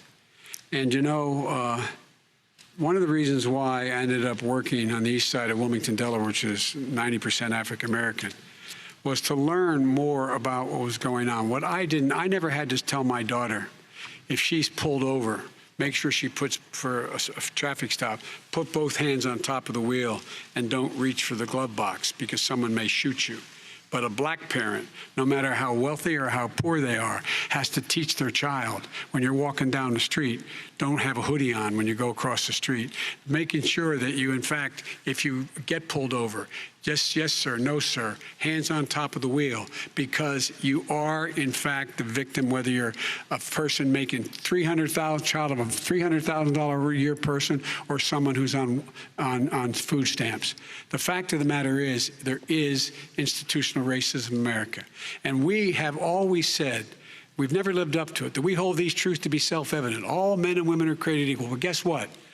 We have never, ever lived up to it, but we've always constantly been moving the needle further and further to inclusion, not exclusion. This is the first president to come along and says, that's the end of that. We're not going to do that anymore. We have to provide for economic opportunity, better education, better health care, better access to schooling, better access to opportunity to borrow money to start businesses. All the things we can do, and I've laid out a clear plan as to how to do those things, just to give people a shot. It's about accumulating the ability to have wealth as well as it is to be free from violence. President Trump, same question to you, and let me remind you of the question. I would like you to speak directly to these families. Do you understand why these parents fear for their children? Yes, I do. And again, he's been in government 47 years. He never did a thing except in 1994 when he did such harm to the black community. And they were called, and he called them super predators. And he said that. He said it, super predators.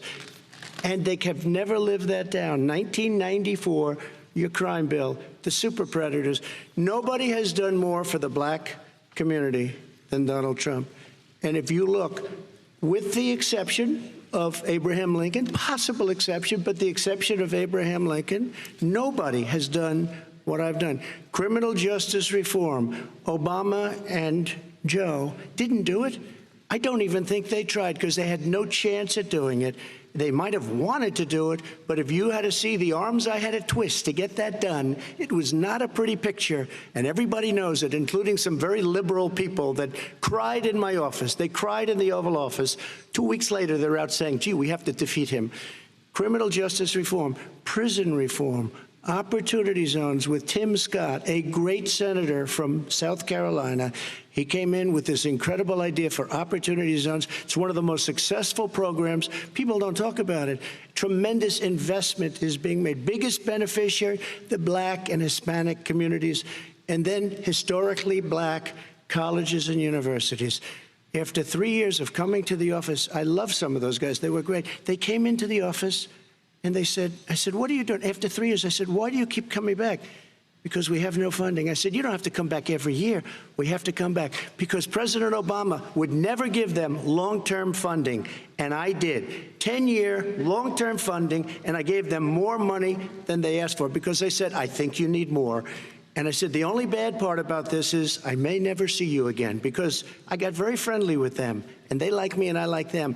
But I saved historically black colleges and universities. Okay, and we're going to talk about both of your records, but your response to that, Vice President? My response to that is I never, ever said what he accused me of saying. The fact of the matter is, in 2000, though, after the crime bill had been in the law for a while, this is the guy who said, the problem with the crime bill, there's not enough people in jail. There's not enough people in jail. And go on my website, get the quote, the date when he said it. Not enough people. He talked about marauding gangs, young gangs, and the people who are going to maraud our cities. This is a guy who in the Central Park five innocent black kids, he continued to push for making sure that they got the death penalty. None of them were guilty of the crimes they were suggested. Look, and talk about granted, he did in fact let 20 people, he commuted 20 people's sentences. We commuted over 1,000 people's sentences. Over 1,000. The very law he's talking about is a law that, in fact, initiated by Barack Obama. And secondly, we're in a situation here where the federal prison system was reduced by 38,000 people under our administration. And one of these things we should be doing, there should be no minimum mandatories in the law. That's why I'm offering $20 billion to states to change their state laws to eliminate minimum mandatories and set up drug courts. No one should be going to jail because they have a drug problem. They should be going to rehabilitation, not to jail. We should fundamentally change the system, and that's what I'm going to do. But why didn't he do it 4 years ago? Why didn't you do that 4 years ago, even less than that? Why didn't you do it? You were vice president. You keep talking about all these things you're going to do, and you're going to do this, but you were there just a short time ago, and you guys did nothing. We did. You know, Joe, I ran because of you. I ran because of Barack Obama, because you did a poor job. If I thought you did a good job, I would have never run. I would have never run. I ran because of you. I'm looking at you now. You're a politician. I ran because of you. All right, Vice President Biden, your response to that, and then I do have some questions for both of you. Well, I tell you what, I hope he does look at me, because what's happening here is, you know who I am, you know who he is, you know his character, you know my character, you know our reputations for honor and telling the truth. I am anxious to have this race. I am anxious to see this take place. The character of the country is on the ballot. Our character is on the ballot. Look at us closely. Let me ask some follow-up. Please respond, and then we're going to have follow-up questions. If this stuff is true about Russia, Ukraine, China, other countries, Iraq, if this is true, then he's a corrupt politician. All right. So don't give me the stuff about how you're this innocent baby. Joe, they're calling you a corrupt politician. Nobody's President Trump, I want to stay on the issue of race. We're talking about the issue. From hell. President Trump, we're talking about race right now, and I do want to stay on the issue of race. President Trump, I have to respond to that. Please, because look, very quickly. There are 50 former national intelligence folks who said that what he's accusing me of is a Russian plant. They have said that this has all the five former heads of the CIA, both parties, say what he's saying is a bunch of garbage. Nobody believes it except his and his good friend Rudy Giuliani. You mean the laptop is now another Russia hoax? That's exactly what. Is this where you're going? This is where he's going. The laptop is Russia. Gentlemen, I want to stay on the issue of race. You have to be kidding. Here we go again with Russia. We're going to continue on the issue of race. Mr. President, you've described the Black Lives Matter movement as a symbol of hate. You've shared a video of a man chanting white power to millions of your supporters. You've said that black professional athletes exercising their First Amendment rights should be fired. What do you say to Americans who say that kind of language from a president is contributing to a climate of hate and racial strife? Well, you have to understand, the first time I ever heard of Black Lives Matter, they were chanting pigs in a blanket, talking about police. Pigs, talking about our police. Pigs in a blanket, fry them like bacon. I said, that's a horrible thing. And they were marching down the street. And that was my first glimpse of Black Lives Matter. I thought it was a terrible thing. As far as my relationships with all people, I think I have great relationships with all people. I am the least racist person in this room. Well, what do you say to Americans who are concerned by that rhetoric? I don't know. I mean, I don't know what to say. I got criminal justice reform done and prison reform and opportunity zones. I took care of black colleges and universities. I don't know what to say. They can say anything. I mean, they can say anything. It makes me sad because I am the least racist person. I can't even see the audience because it's so dark, but I don't care who's in the audience. I'm the least racist person in this room. Okay, Vice President Biden, let me ask you very quickly, and then I have a follow-up question for you. Abraham Lincoln here is one of the most racist presidents we've had in modern history. He pours fuel on every single racist fire. every single one. Started off his campaign coming down the escalator saying he's going to get rid of those Mexican rapists. He's banned Muslims because they're Muslims. He has moved around and made everything worse across the board. He says about the poor boys, last time we were on stage here, he said, I told them to stand down and stand ready. Come on. This guy is a dog whistle about as big as a foghorn. President Trump, I'm going to give you 10 seconds to respond, and then I have a follow-up. He made a reference to Abraham Lincoln. Where did that come in? I mean, you said you're Abraham Lincoln. No, where did that? No. You said, I said not since Abraham Lincoln has anybody done what I've done for the black community. And I'm saying, I didn't say I'm Abraham Lincoln. I said not since Abraham Lincoln has anybody done what I've done for the black community. Now, you have done nothing other than the crime bill, which put tens of thousands of black men, mostly, in jail. All right, let me ask Vice President Biden because if you look at what's happening with the voting right now, let me ask they Vice remember President that Biden you treated them very, very badly. Just take a look at what's happening out there. Vice President Biden, let me give you a chance to respond within this context. Crime bills that you supported in the 80s and 90s contributed to the incarceration of tens of thousands of young black men who had small amounts of drugs in their possession. They are sons, they are brothers, they're fathers, they're uncles, whose families are still to this day, some of them suffering the consequences. So speak to those families. Why should they vote for you? One of the things is that in the 80s, we passed 100%, all 100 senators voted for it, a bill on drugs and how to deal with drugs. It was a mistake. I've been trying to change the sense, and particularly the portion on cocaine. That's why I've been arguing that, in fact, we should not send anyone to jail for a pure drug offense. They should be going into treatment across the board. That's what we should be spending money on. That's why I set up drug courts, which were never funded by our Republican friends.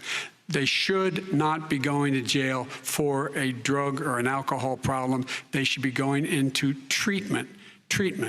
That's what we've been trying to do. That's what I'm going to get done, because I think maybe the American people have now seen that, in fact, it was a mistake to pass those laws relating to drugs. But they were not in the crime bill. But why didn't he get it done? See, it's all talk, no action with these politicians. Why didn't he get it done? That's what I'm going to do when I become president. You were vice president along with Obama as your president, your leader, for 8 years. Why didn't you get it done? You had 8 years to get it done. Now you're saying you're going to get it done because you're all talk and no action, Jim. We got a lot of it done. We released 38,000. We got 38,000 prisoners left from the. You got nothing done. 38,000 prisoners were released from federal prison. There were over 1,000 people who were given clemency. In fact, we're the ones that put in the legislation saying we could look at pattern and practice of police departments and what they were doing, how they were conducting themselves. I could go on, but we began the process. We lost an election. That's why I'm running to win back that election and change his terrible policy. I just asked one question. Why didn't you do it in the 8 years, a short time ago? Why didn't you do it? You just said, I'm going to do that. I'm going to do this. You put tens of thousands of mostly black young men in prison. Now you're saying you're going to undo that. Why didn't you get it done? You had 8 years with Obama. You know why, Joe? Because you're all talk and no action. All right, Vice President Biden, and then we're going to move on to the next section. We had a Republican Congress.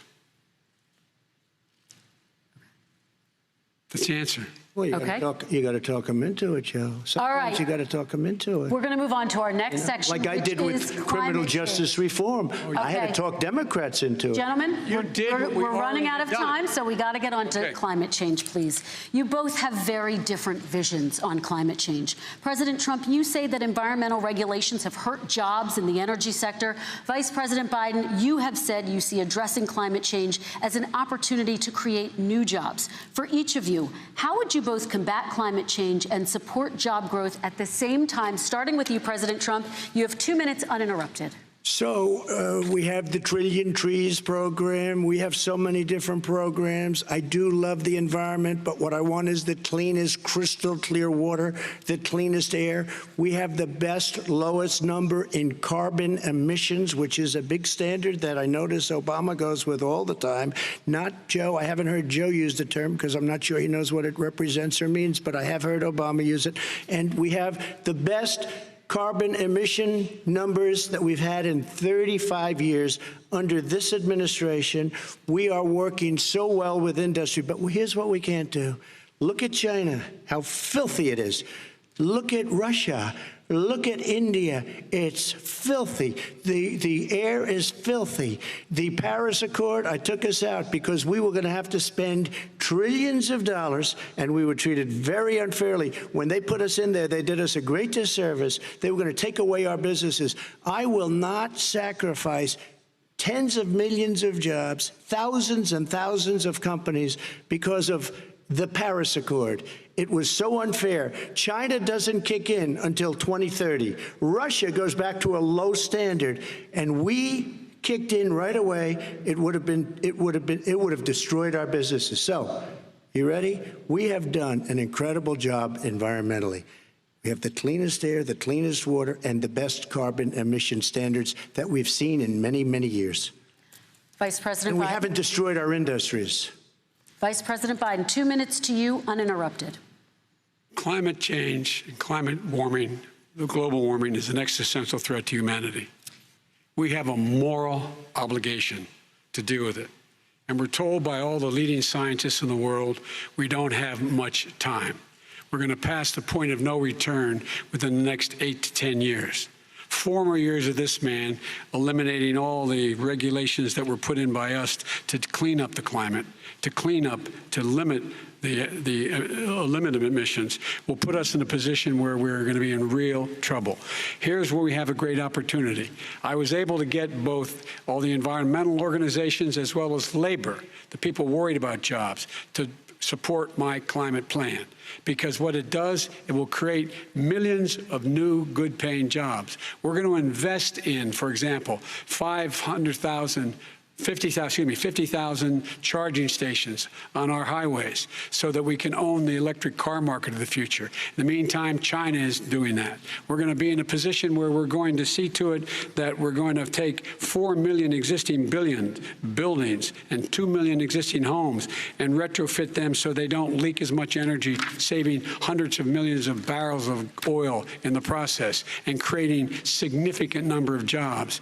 And by the way, the whole idea of what this is all going to do, it's going to create millions of jobs, and it's going to clean the environment. Our health and our jobs are at stake. That's what's happening. And right now, by the way, Wall Street firms indicated that my plan will, in fact, create 18.6 million jobs, 7 million more than his. This is from Wall Street. And I'll create $1 trillion more in economic growth than his proposal does. Not on climate, just on the economy. President Trump, you're Today came out and said very strongly, $6,500 will be taken away from families under his plan, that his plan is an economic disaster. If you look at what he wants to do, you know, if you look at his plan, his environmental plan, you know who developed it? AOC +3. They know nothing about the climate. I mean, she's got a good line of stuff, but she knows nothing about the climate. And they're all hopping through hoops for AOC +3. Look, their real plan costs $100 trillion. If we had the best year in the history of our country for 100 years, we would not even come close to a number like that. When he says buildings, they want to take buildings down because they want to make bigger windows into smaller windows. As far as they're concerned, if you had no window, it would be a lovely thing. This is the craziest plan that anybody has ever seen. And this wasn't done by smart people. This wasn't done by anybody. Frankly, I don't even know how it can be good politically. Right. They want to spend $100 trillion. That's their real number. He's trying to say it was 6. It's $100 trillion. They want to knock down buildings and build new buildings with little, tiny, small windows. I mean, and many other things. Okay. And many other things. Let me have the Vice President respond, and we're running out of time, and we have a lot more questions to get to. So let's hear from the Vice President. I have a number more questions. I don't know where he comes from. I don't know where he comes up with these numbers. $100 trillion. Give me a break. This plan was, plan is endorsed by every major environmental group and every labor group. Labor. because they know the future lies. The future lies in us being able to breathe, and they know there are good jobs in getting us there. And by the way, the fastest growing industry in America is the electric, solar energy and wind. He thinks wind causes cancer, windmills. It's the fastest growing jobs, and they pay good prevailing wages, 45, 50 bucks an hour. We can grow and we can be cleaner if we go the route I'm proposing. President Trump, please respond, and then I have some follow-up. We are energy independent for the first time. We don't need all of these countries that we had to fight war over because we needed their energy. We are energy independent. I know more about wind than you do. It's extremely expensive, kills all the birds, it's very intermittent, it's got a lot of problems, and they happen to make the windmills in both Germany and China. And the fumes coming up, if you're a believer in carbon emission, the fumes coming up to make these massive windmills is more than anything that we're talking about with natural gas, which is very clean. One other thing. Find me a scientist that said that. I love solar, but solar doesn't quite have it yet. It's not powerful yet to really run our big, beautiful factories that we need to compete with the world. So false. It's all a pipe dream. But you know what we'll do?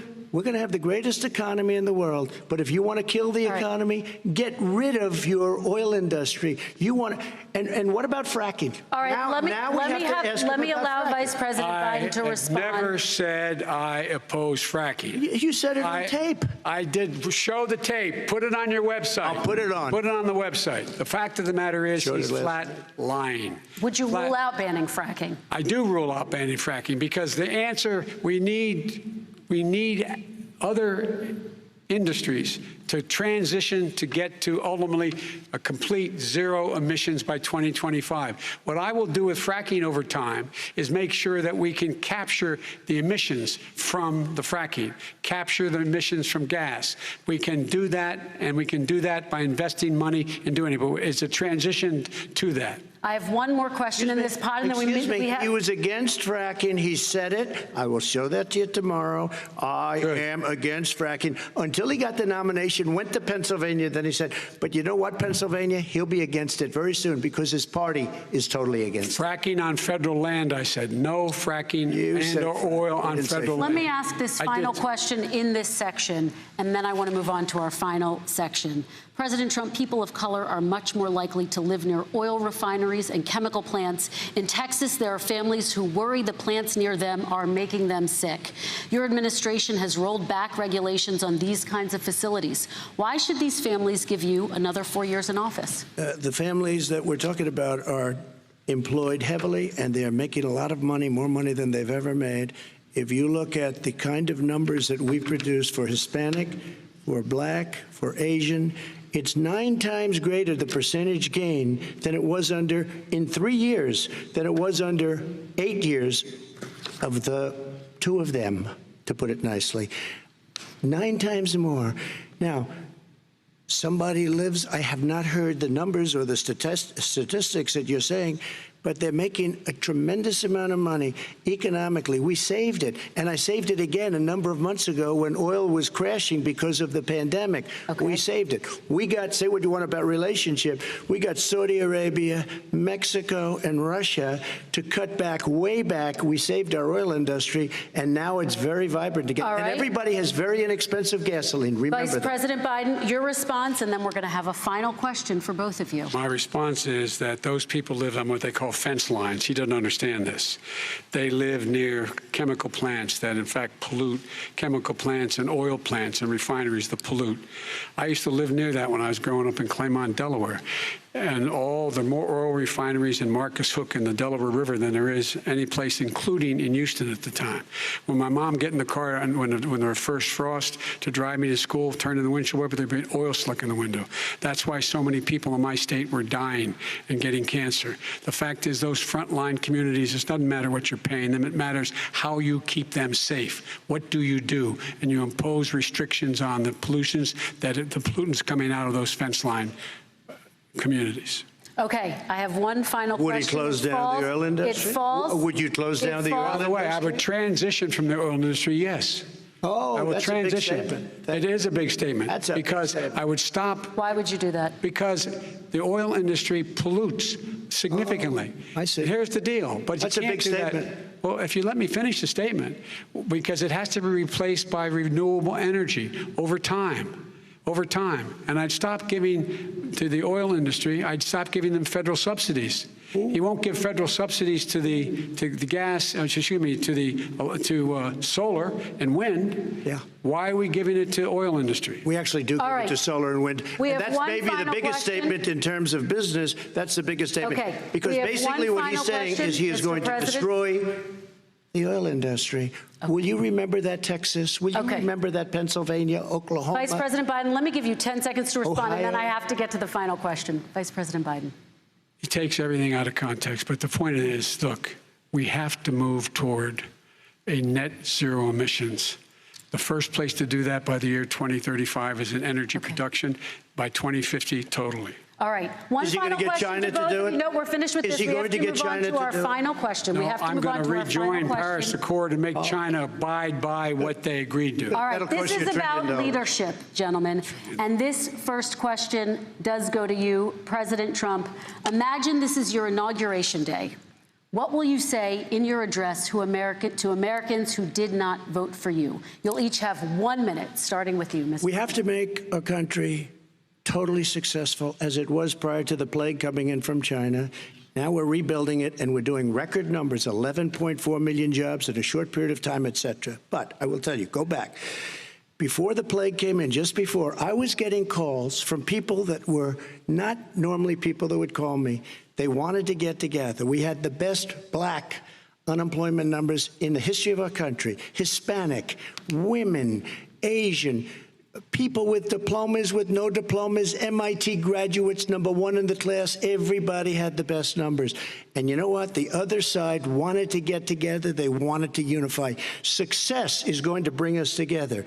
We are on the road to success. But I'm cutting taxes, and he wants to raise everybody's taxes, and he wants to put new regulations on everything. He will kill it.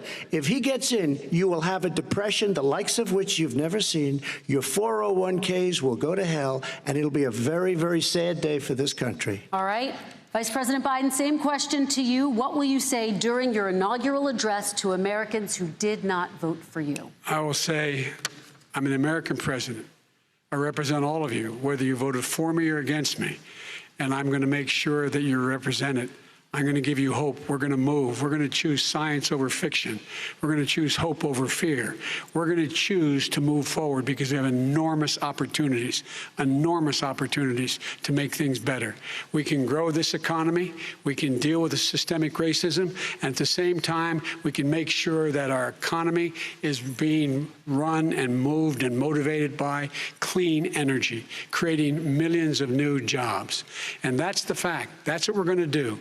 And I'm going to say, as I said at the beginning, what is on the ballot here is the character of this country: decency, honor, respect, treating people with dignity, making sure that everyone has an even chance. And I'm going to make sure you get that. You haven't been getting it the last 4 years. All right. I want to thank you both for a very robust hour and a half, a fantastic debate. Really appreciate it. President Trump, former Vice President Joe Biden, thank you to Belmont University for hosting us tonight. And most importantly, thank you to those watching tonight. Election Day is November 3rd. Don't forget to vote. Thank you, everyone, and have a great night. Well, thank you. And there you have it, the second presidential debate, Donald Trump and Joe Biden. The fact checkers will be up late tonight, I think it's fair to say, and we'll have more to talk about that in a moment. But what we saw there, a much different presentation than we saw in the last debate. We saw two Donald Trumps there. The flashes near the end of the one we heard in the last debate, a little more combative, talking over, but certainly a lot more restrained than we saw him in the first debate. Yeah, and we had a real debate. There was substance discussed, there were policies discussed, there was back and forth. I think it'll be a relief to a lot of people that there wasn't that interrupting that we saw in the first debate. It didn't devolve into deeply personal areas, and the American people got a real look tonight at what the choice is before them. And the question is, did each of these men do what they needed to do under the circumstances 12 days out in the election, the polls being what they are. Let's go to Chuck Todd right now, who's been watching along with us. Chuck, right off the top, what stood out? Well, first of all, the muted mics thing turned out to be a good idea. I'll be honest, I was a bit skeptical, but I think that was actually a very helpful tool. I do want to give a shout out to our colleague, Kristen Welker, who I think just had a tremendous command of this debate, and I think it actually helped facilitate look, at the end of the day, I do think viewers got a measure of both of these men. I think this debate distilled who they are. I think in many ways, if you've been following this campaign closely, you probably did not learn a lot. But compared to what we saw in that first debate, I think there is almost a sigh of relief that we at least got an idea of what each might do. The thing that struck me the most, though, about this debate was how much the president sort of took his defensiveness and tried to act like a challenger candidate. He didn't really talk about what he was going to do in a second term. He would not talk much about sort of he'd defend some of the attacks on himself, but he kept trying, in some ways, he was trying to make Joe Biden the incumbent. He's been trying to sort of recreate his October 2016 mojo, which I get, but he's the incumbent president. And I think ultimately tonight, the question I have is, as he was trying to deflect answers on health care, deflect answers on COVID, deflect answers on the economy, are folks that are watching that going, well, wait a minute, who's been the president the last 4 years, you or that other guy? And that's the question I have. I do think, though, that Donald Trump probably stopped the bleeding tonight, and that was an important moment if you're a Republican. Was the president able to pump air into this October surprise that he's been working on, the emails, the Hunter Biden stuff? He kept bringing it up. I felt as if that when he would talk about certain things, particularly that issue and a couple other times, and I want to say this very shorthand, I felt like he was almost speaking the language of Fox Primetime. And if you watch a lot of Fox Primetime, you understood what he was saying. But if you don't, you have no idea. I'll be honest with you. I had different people go, what is that? I didn't hear that. I don't understand this. And I simply said, well, you don't speak that language. And I do think that was part of the president's problem, is that he did speak to folks who already understand what he's saying. Did he actually talk to anybody who's vacillating in the middle tonight? And did he make a pitch to bring them back to him? I did not hear that kind of pitch. And I do think when he went after Biden personally and he went after that Hunter Biden stuff, I just, if you didn't follow it closely, you probably don't quite understand what the hit is. Let me bring in Andrea Mitchell, NBC senior Washington correspondent. Andrea, if suburban women are the voters to get, if they're the ones who are going to decide this election, there was a much crisper presentation from both candidates, actually, tonight. Again, and I'll echo Chuck Todd. We're cheering for the home team, I think, because of the able moderation of Kristen Welker, our colleague. But that aside, do you think that those swing voters will take away anything tonight that could possibly help them change their minds? I do. I think, first of all, they saw a real debate. And kudos to Kristen and the way it was structured, the tremendous amount of work that went into that and the command that she asserted.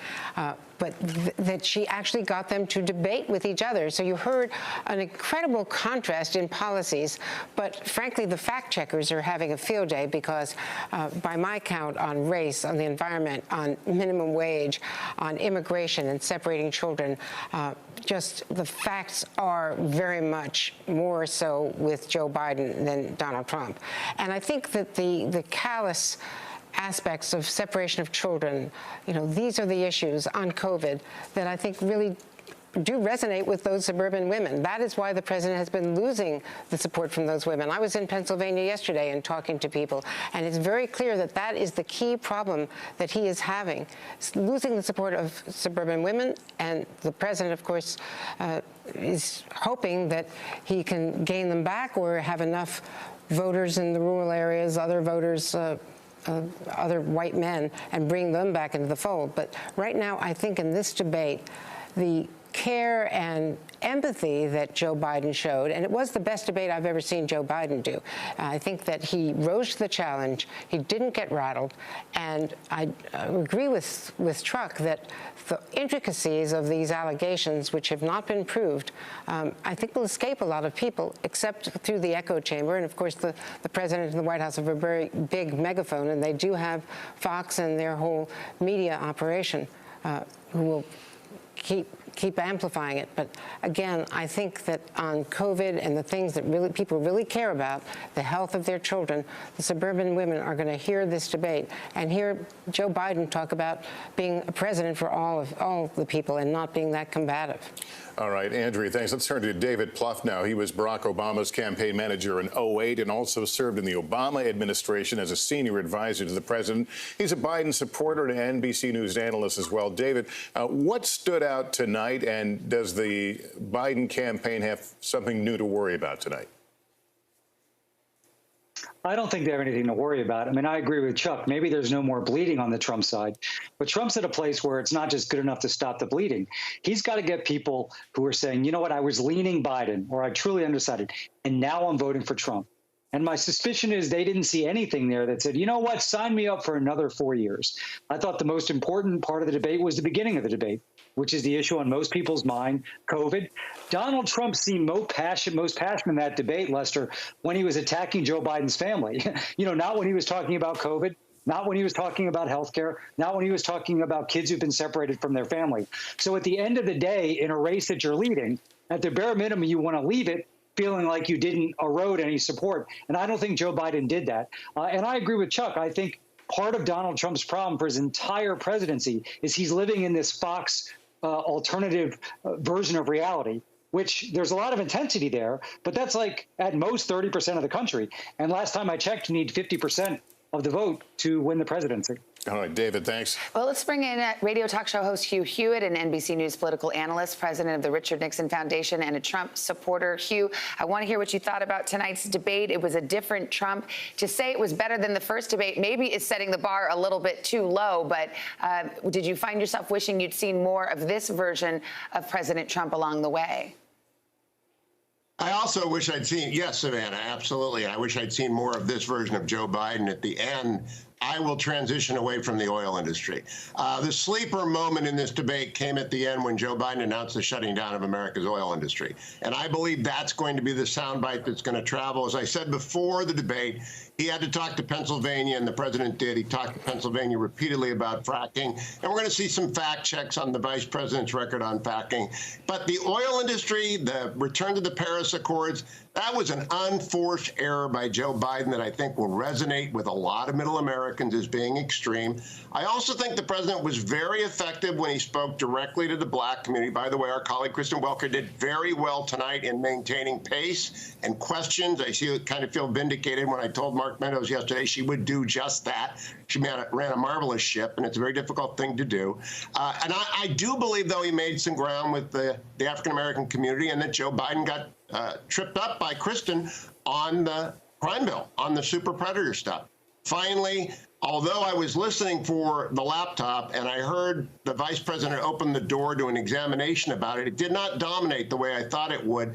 This was just a very solid, substantive debate in which people, very few of whom changed their mind, but all of whom had their bias confirmation fed one way or the other.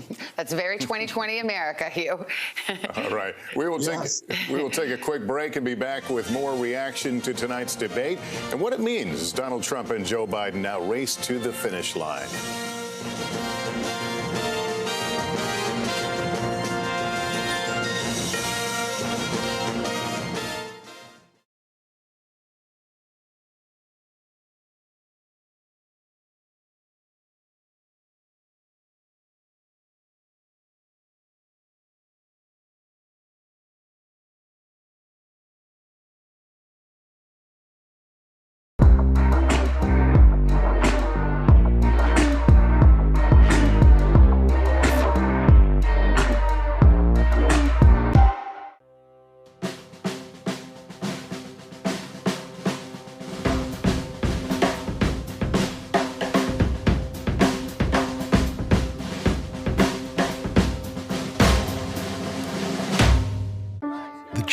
has taken us here through a campaign of unexpected twists and turns.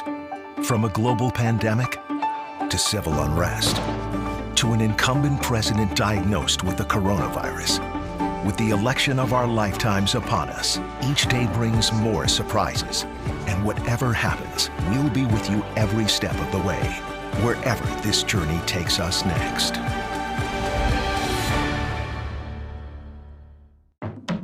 You got to get a four-year degree, but a four-year degree is super expensive. We have created a system where the ticket to the middle class is a thing that middle-class families have to stress about and borrow for and patch together. Why is this happening? With Chris Hayes. Subscribe now. For breaking news in our changing world, download the NBC News app. Good morning. Welcome to Today. We're glad to have you with us. We are tracking the next phase of America's reopening. What measures should be in place in those classrooms? The race for the White House, it is on. If you don't take care of yourself, how can you take care of others? The little simple things. Yes. Maybe after all of this, we appreciate those little things. Yes. Whether we're physically together or not, we are together, and that's what counts. Today's headlines can be hard to understand, and a lot of kids have questions, so we started a newscast for them. We hope your family will watch Nightly News Kids Edition.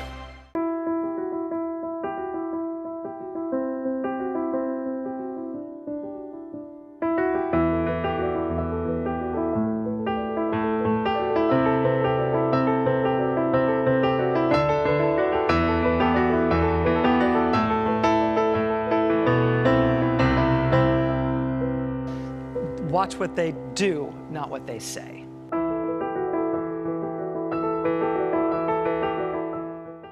Protests broke out. The coronavirus pandemic. The story. Emergency approval to treat COVID-19 with plasma. Many questions remain about how well it works. From every angle. How much of the increased tension was due to the militias that came here? On the ground. Deadly western wildfires in California. Entire communities were also wiped off the map. And in depth. One of the big concerns is indoor air quality. What are you doing to address that?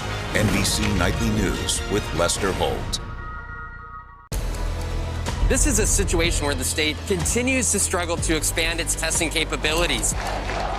Protesters feel that they need to come out in full force and support their community because they feel like they're not getting that support from the Portland police.